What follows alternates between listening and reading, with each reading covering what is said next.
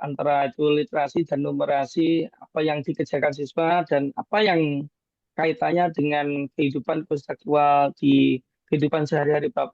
Dan ini kita juga bisa menaikkan bagaimana pemahaman literasi dan numerasi itu lebih up lagi, Prof. Maksudnya anggapan bahwa literasi dan numerasi itu yang kita anggap ini masih tradisional, Prof. Karena apa lebih fokusnya hanya pada keterampilan dasar seperti membaca teks cetak, menghitung secara manual, Prof. Tapi kalau kita lihat era sekarang gemburan teknologi era AI, maka literasi kita ya juga harus kita naikkan, Prof. Di era sekarang, era digital, literasi bisa meluas ke kemampuan bagaimana memahami informasi dari berbagai media, Prof. Ya, bisa dari media sosial, website, dan video. Jadi siswa tidak hanya membaca teks saja, Prof. Tapi bisa memverifikasikan kebenaran informasinya itu secara online, Prof. Ya, jadi tidak hanya tradisional klasikal seperti dulu. Nah, sementara itu kalau kita lihat numerasinya, kita bisa menggunakan peralatan ya. Tidak hanya siswa membacanya, kalau bisa minimal ya, kalau tidak ada media misalnya kalkulator. Kalkulator kan sulit Prof didapat, tapi di HP kan ada menunya. Kita pakai. Karena dengan HP, siswa kan biasanya tarik. Ini besok kita suruh bawa HP untuk apa sih? Ternyata hanya memanfaatkan kalkulator pun tidak masalah, Bro. Nanti kita kembangkan bagaimana penggunaannya.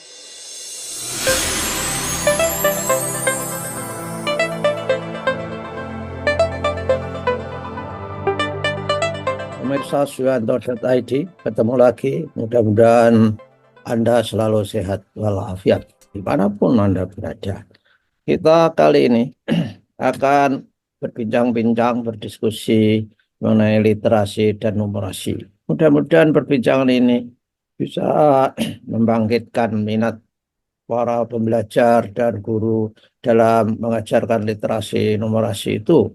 Dan tentu saja jangan lupa klik subscribe supaya Anda selalu mendapatkan video terbaru dari narasumber kita kali ini, yaitu Mas Heri Teguh Yono MPD. Beliau dari SMP Negeri 2 Karanganyar Kabupaten Ngawi. Nah, saudara-saudara, kita sapa dulu. Assalamualaikum warahmatullahi wabarakatuh. Waalaikumsalam warahmatullahi wabarakatuh, Prof. Oke, Mas Heri, insya Allah sehat ya, Mas Heri ya. Alhamdulillah, sehat, Prof. Ya, oke lah. Jadi Mas Heri, saat ini saya kira anak-anak Indonesia itu literasi dan numerasinya sangat pasti rendah. Indikatornya dari PISA saja. Dari PISA itu rata-rata kita di bawah rata-rata dunia. Di bawah rata-rata negara-negara, semua negara peserta PISA. Kita di angka 300, sedangkan rata-rata PISA dunia itu adalah 500. Sehingga ini menjadi persoalan. Dan tentu saja kita harus memberikan pendapat ataupun tip bagaimana guru bisa mengajarkan itu dan apa sebenarnya manfaat literasi numerasi dalam kehidupan. Perlu kita highlight supaya orang memiliki motivasi untuk belajar dengan baik. Mas Heri. Di negara kita, tingkat literasi dan numerasinya memang sangat rendah. Dan beberapa dekade kemarin kita juga sudah melihat data dari hasil PISA yang sebenarnya boleh dikatakan juga turun juga. Sebenarnya ini juga kita kaitkan dari konsep belum kita mengupas tuntas bagaimana literasi numerasi itu yang efektif. Jadi beberapa rekan itu masih terdapat beberapa miskonsepsi terkait pengertian dari literasi dan numerasi, Prof. Jadi kalau beberapa asumsi tentang literasi itu masih ada miskonsepsi bahwa itu hanya kemampuan membaca dan menulis teks secara sederhana, Prof.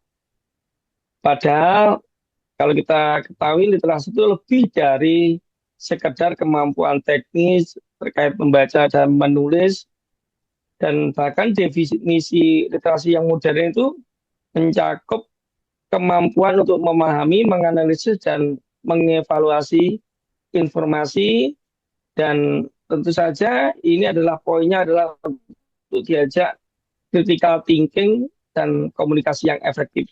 Dan miskonsepsi yang kedua terkait numerasi itu, kita juga melihat masih menganggap bahwa itu hanya kemampuan terkait angka-angka sederhana saja.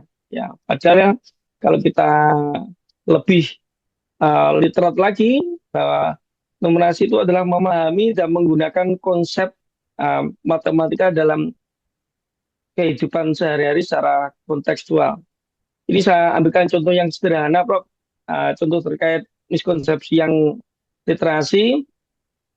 Ada asumsi bahwa jika seseorang bisa membaca buku dengan lancar, itu sudah dikarenakan anak itu sudah dianggap melek literasi. Padahal faktanya literasi itu tidak hanya melibatkan kemampuan memaknai teks saja, tetapi juga mengidentifikasi apa maksud dari teks itu. Dan contoh terkait miskonsepsi numerasi, anggapan dari guru itu numerasi hanya untuk memerlukan masalah soal-soal matematika. Nah, padahal ini bukan hanya tanggung jawab dari guru matematika saja. Nah, faktanya numerasi itu juga diperlukan ternyata dalam kehidupan sehari-hari, misalnya menghitung anggaran rumah tangga, ataupun belanja harian, ya, ataupun statistik harga-harga yang ada di pasaran, sehingga siswa dapat mengaplikasikan fakta di lapangan itu terkait apa itu numerasinya yang didapat dari konsep di sekolah. Itu dulu, Prof. Sementara Ya, jawaban terkait filosofi dasarnya.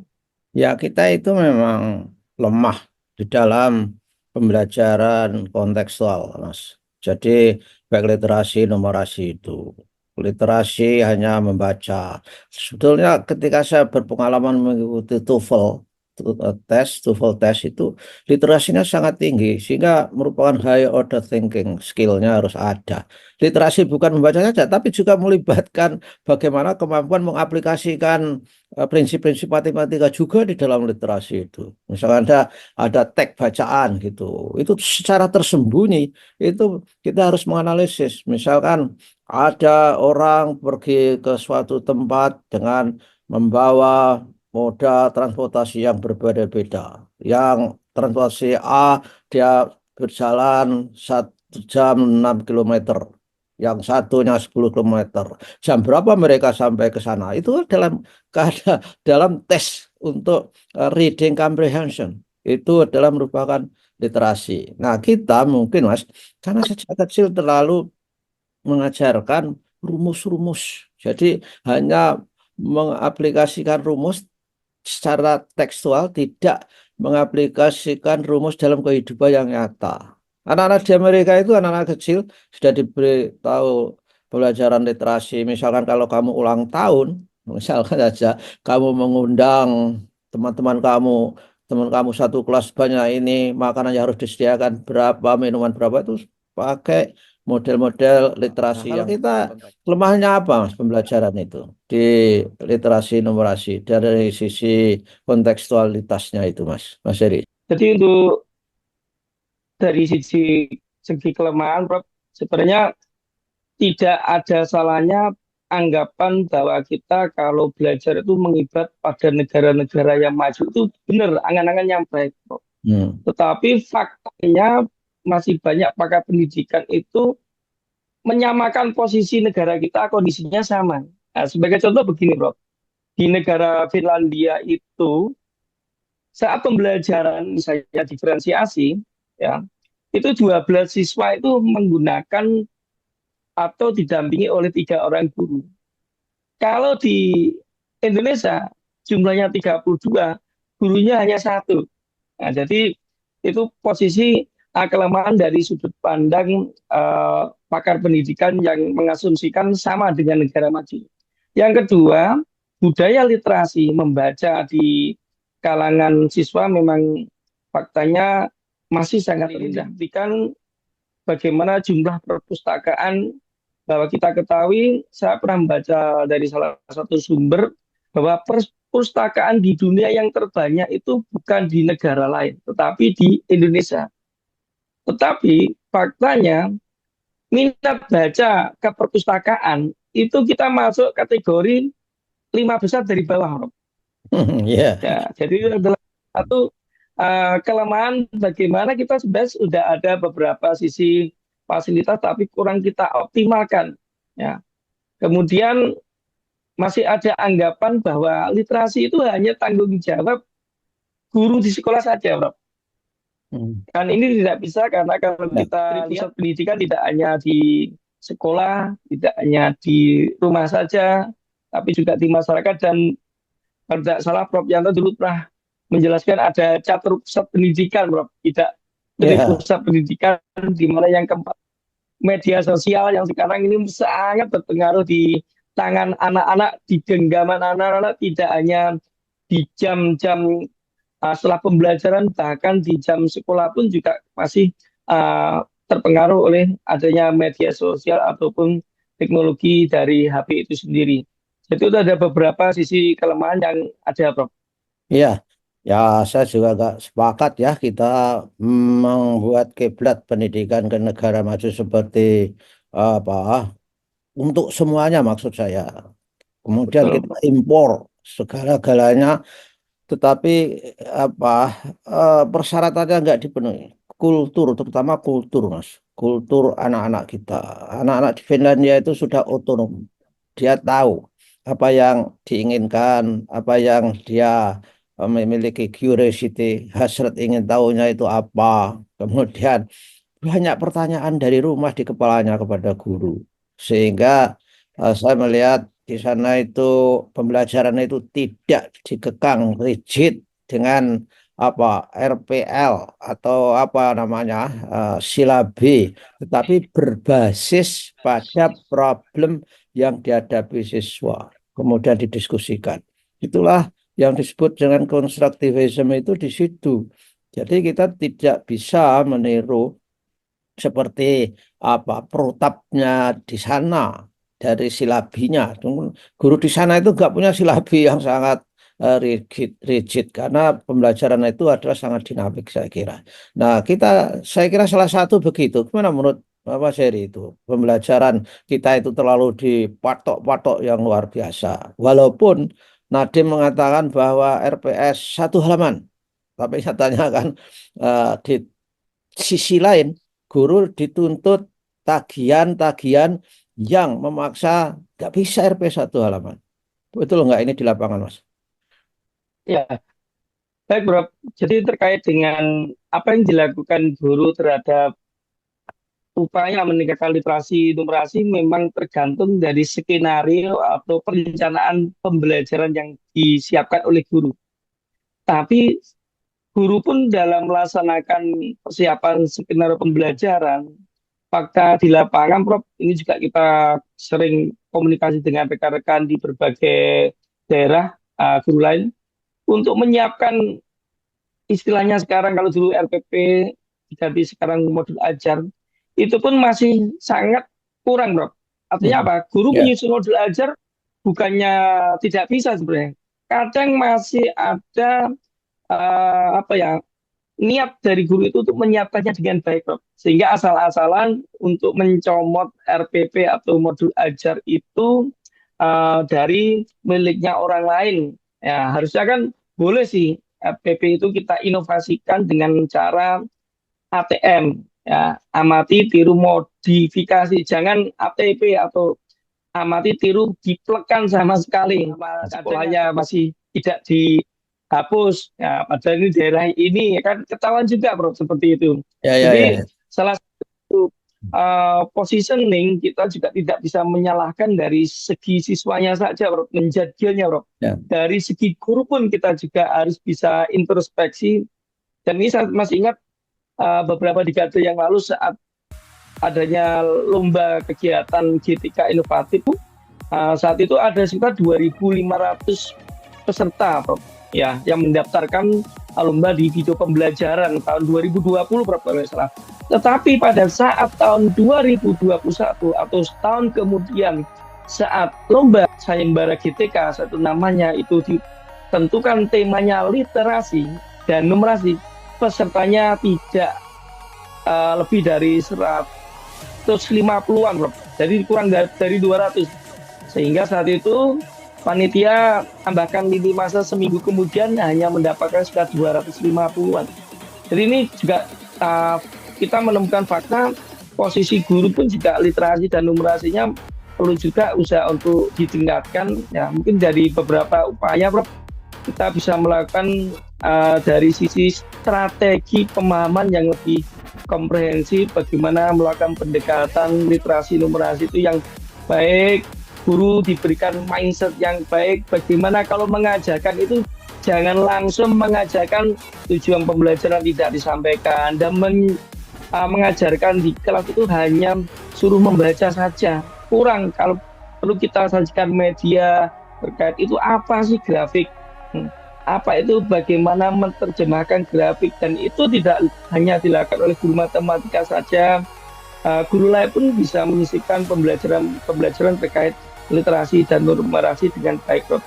Mungkin kalau kita diperkenankan, Prof, next week atau minggu depan kita buat temanya ini seri 2 terkait pembelajaran literasi dan numerasi yang menyenangkan. Seperti itu, Bro. Iya, saya kira baik, Mas. Jadi supaya kita itu ya betapapun kecil memberikan feedback terhadap proses pembelajaran literasi numerasi itu. Nah, anak-anak Indonesia yang dibawa orang tuanya ke Amerika misalkan, wow, matematika itu jago, Mas, kalau menghitung rumus-rumus itu. Tetapi setelah diterapkan ke dalam konteks pembicaraan, konteks cerita, kontekstual dalam kehidupan nyata, bingung mereka, nggak bisa memahami akibat dari literasinya rendah. Saya yakin literasi itu dengan numerasi itu hubungannya sangat-sangat kuat. Kalau misalkan yang lemah salah satunya, itu saya pikir juga merupakan kendala bagi belajar kedua hal itu, literasi numerasi. Menurut Mas Heri gimana? Di sekolah, pengamatan Mas Heri gimana itu? Kedua hal itu saling berhubungan nggak kira-kira? Ya, sangat terjadi relasi, Prof, antara itu literasi dan numerasi, apa yang dikerjakan siswa dan apa yang kaitannya dengan kehidupan kontekstual di kehidupan sehari-hari, Prof.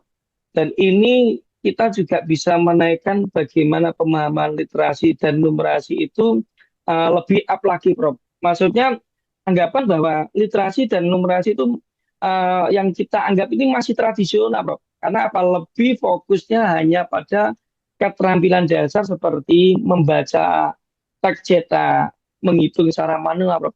Tapi kalau kita lihat era sekarang, gemburan teknologi, era AI, maka literasi kita ya juga harus kita naikkan, Prof. Di era sekarang, era digital, literasi bisa meluas ke kemampuan bagaimana memahami informasi dari berbagai media, Prof.